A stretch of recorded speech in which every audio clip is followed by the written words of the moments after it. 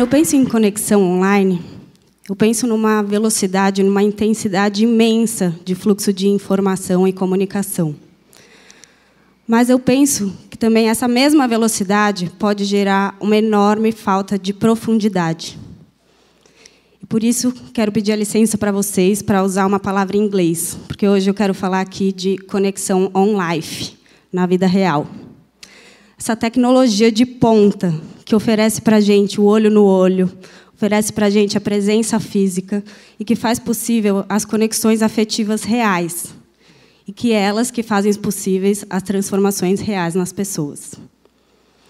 Há 9 anos, eu venho atuando, mobilizando comunidades para a transformação social. Venho empoderando eles e realizando várias transformações pelo Brasil. E venho sendo muito empoderada e transformada por eles também. Tem muitas histórias inspiradoras que eu já vivi até hoje, mas eu quero escolher uma aqui para compartilhar com vocês, que aconteceu há uns 4, 5 meses atrás, no Ceará, numa cidade chamada Cumbuco. Eu fui para lá com uma grande amiga minha, companheira de ótimas aventuras, para realizar um projeto que a gente criou juntas. A ideia era fazer um festival de oficinas de educação ambiental e valorização de cultura e identidade local, usando o esporte como principal ferramenta de mobilização. Detalhe, desde que eu tenho uns 3 anos, eu sou fissurada por esportes. E, desde que eu me descobri como empreendedora social, sempre foi o meu sonho juntar essas duas coisas. Não é incrível como, hoje em dia, a gente pode inventar nossa própria carreira? Como a gente pode juntar várias paixões e chamar isso de trabalho? Acho que a realização desse projeto, lá no Ceará, foi a concretização de um dos maiores sonhos da minha vida. A gente costuma fazer oficinas de audiovisual com os jovens das comunidades, para que eles descubram os talentos que tem lá. Talentos que estão sempre lá, mas raramente eles são valorizados e reconhecidos. E a gente acredita que, reconhecendo esses talentos, a identidade dessa comunidade se fortalece, os laços afetivos se fortalecem. E foi num exercício como esse que os jovens do Cumbuco descobriram o Pelicano, que é um pescador cearense, com uma típica vida solitária entre saídas para o mar, concertos de barco e muita cachaça nas horas vagas. Ele estava pintando uma arte numa jangada e os jovens ficaram encantados com o que eles viram. E ele, que nos últimos anos estava acostumado a ser praticamente invisível para todo mundo ao redor dele, ficou super emocionado ao ter o seu talento reconhecido e valorizado. Ele começou a participar das atividades com a gente todos os dias. Participou do mutirão de limpeza da praia, ajudou na reforma do container, que viria a ser um ponto de cultura lá da comunidade. Ele me contou das histórias da vida dele, por onde ele passou, todas as cidades que ele morou, com o que ele trabalhou, o que ele aprendeu. E, quando ele perguntou sobre a minha vida, eu confesso que eu fiquei um pouco constrangida com a falta de emoção da minha trajetória. Afinal de contas, nascida, crescida em São Paulo, uma estrutura familiar, formada em arquitetura, atuando na área social há mais ou menos 10 anos, não me pareceu nada emocionante perto das aventuras daquele homem-pássaro. E as transformações internas pelas quais ele passou foram refletidas externamente. Então, ele fez a barba, trocou de roupa. Cada dia ele aparecia com um presente novo para a nossa equipe. E, quando ele soube que a foto dele, com o talento dele, ia estampar uma das paredes do container, ele ficou tão emocionado que não só ele falou que ia lembrar desse momento para sempre, como ele prometeu ajudar a manter a praia limpa e a cultivar tudo que a gente estava construindo juntos. E aconteceu mais ou menos assim. Eu conheço essa tia, Dona Mazé. É? E esse rapaz aqui, tu conhece? Meio de estaba, achando minha sereia, amigo. Conhece essa arte?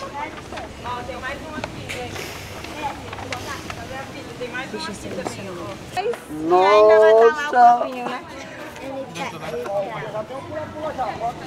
Artista local da identidade única, a sua jangada.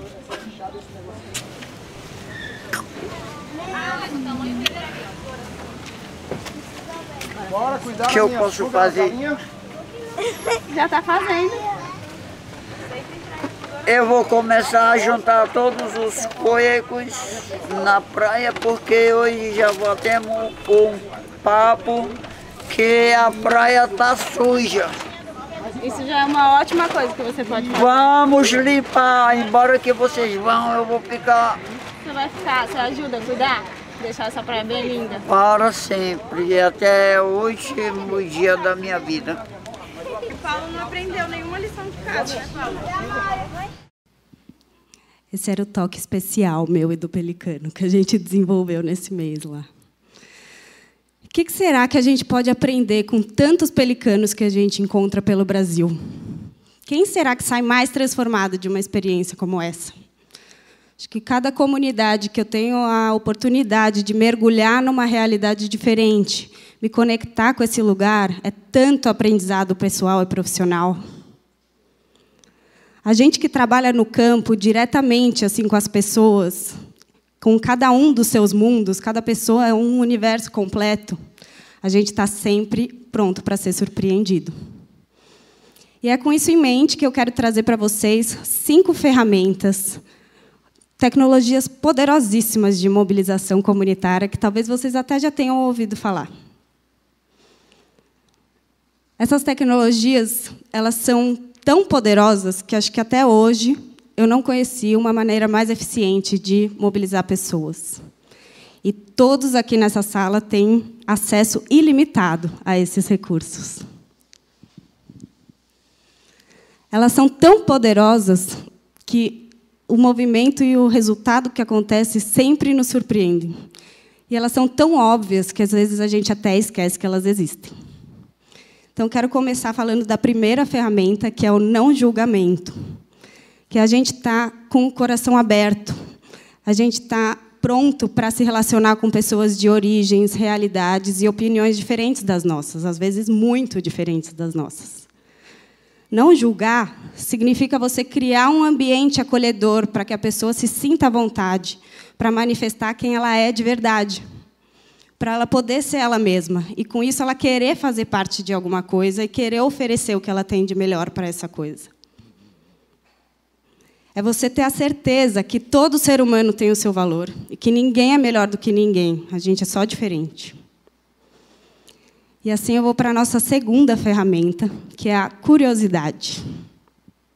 Acho que tem 1000 assuntos, infinitas maneiras de cada um demonstrar a sua curiosidade.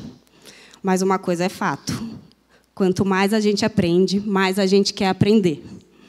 Parece que ser curioso é um vício. É tipo você se exercitar na academia. Assim. Você vai exercitando e fica cada vez mais curioso e interessado e vê que tem um monte de coisa para descobrir pelo mundo. E, se você não pratica, você enferruja. Sem essas 2 tecnologias, eu jamais teria sequer trocado um oi com o Pelicano. Não ia saber nada sobre a história dele, não ia descobrir sobre a arte dele, ia perder a oportunidade de, no mínimo, saber muito sobre a realidade de muitos brasileiros. E assim a gente vai para a terceira ferramenta, que é a escuta ativa. Não é à toa que a gente tem 2 ouvidos e uma boca. Acho que é porque, talvez, muitas vezes, é mais importante a gente escutar do que falar. E, olha, escutar e ouvir são conceitos muito diferentes. Quando a gente escuta ativamente, a gente escuta com o nosso corpo inteiro. A gente coloca nossos 5 sentidos a serviço daquilo que a pessoa está contando para a gente. Então, nessa foto, por exemplo, dá para imaginar que esse rapaz ele é do Zimbábue e está em Cubatão, sem falar uma palavra de português, se conectando com essa senhora da comunidade. Acho que é um ótimo exemplo de que, quando você ativa a sua sensibilidade, sua real vontade de se conectar com as pessoas, a linguagem é só uma das maneiras de fazer isso, e que essa conexão pode ir muito além das palavras. E assim, com os ouvidos abertos, a gente vai para a nossa 4ª ferramenta, que é o afeto. O afeto é conectar os corações, é você praticar a sua presença, e você está lá por inteiro, ouvindo o que você está a pessoa está te contando ou o que você está experienciando. O afeto, na verdade, é uma via de mão dupla, porque também, se você tenta conversar com alguém, compartilhar alguma coisa ou fazer algum convite sem afeto, dificilmente as pessoas vão topar. Elas vão, acho que alguém outro pode fazer isso, ou, nossa, estou atrasado, ai, meu telefone, sempre vai ter uma desculpa. Então, um bom exemplo disso é esse mutirão de limpeza da praia que a gente fez. Quando a gente faz isso com afeto, pode ser uma oportunidade, uma experiência incrível e inesquecível. Sem afeto, vai ser só mais uma tarefa, mais ou menos chata, e acho que a chance de engajamento é quase zero, né? E acho que abrir o coração e o ouvido para se conectar com as pessoas só é possível quando a gente pega a quinta ferramenta, que é a enxergar a abundância. A abundância é aquele papo de enxergar o copo meio cheio, encontrar sempre um aprendizado numa situação desafiadora, é valorizar um conhecimento informal, é acreditar na potência de um grupo de pessoas reunido que acreditam em fazer alguma transformação. Enxergar a abundância é saber que a mudança já está acontecendo. E que, se a gente quiser, não só a gente pode ser parte da solução, como a gente tem muito a oferecer. Quando eu comecei a pensar o que eu ia falar aqui para vocês, eu estava com essa ideia da tecnologia sendo a vilã, quase que a culpada de todos os nossos problemas da modernidade. Mas eu entendi que não. Eu entendi que, na verdade, a gente escolheu abrir mão de muitas coisas para conseguir universalizar essa tecnologia e que, muitas vezes, essas coisas podem fazer falta. As conexões online, elas precisam ser acompanhadas das conexões on-life. A vida real precisa de conexões reais. É disso que nossa alma se alimenta, né? Então, acho que quanto mais tecnologia conecta online, mais conexão on-life a gente precisa. Mais olho no olho a gente precisa. Sem conexão real, a gente se deprime. Quantas histórias, né, a gente acabou de ouvir, de casos de doenças psíquicas que vêm nessa nossa era pós-internet, nessa modernidade toda, né? Pode ser bem perigoso. Tem um estudo do Banco Mundial da década de 90 que fala que o sentimento de pertencer a uma comunidade faz com que as pessoas tendam a ter vidas mais felizes, mais saudáveis, viver em comunidades mais estáveis e serem mais solidários. Esse estudo também fala que a confiança é uma das características mais importantes, se não a característica mais importante, para fazer um senso de união de uma comunidade. Confiança é o que dá a liga. E, refletindo um pouco sobre esse estudo e sobre a minha própria prática de criar elos de confiança para conseguir mobilizar pessoas, eu consegui entender que o que a gente vem fazendo é muito precioso e muito simples ao mesmo tempo. Que essas 5 ferramentas que eu trouxe para vocês foram essenciais para eu criar minha própria rede de confiança e conseguir expandir nossas ações pelo Brasil. Assim, então, são tantos depoimentos, tantos momentos incríveis que a gente passa, que me transformaram e transformam tanta gente pelo Brasil, que só me fazem acreditar que cada pelicano transformado é um potencial agente transformador. Que a gente pode despertar essas pessoas com ações muito simples. E se eu estou aqui hoje e tenho algo para compartilhar com vocês, é porque eu fui muito transformada nesse processo. Na verdade, eu ainda estou sendo, porque ele é um processo muito profundo e ele é constante. E eu posso dizer que eu me sinto muito realizada de poder juntar minhas paixões, chamar isso de trabalho e agir para manifestar o meu propósito no mundo. E vocês? O que vocês acham que é necessário para despertar dentro de cada um de nós esse potencial de ser um agente transformador? Obrigada.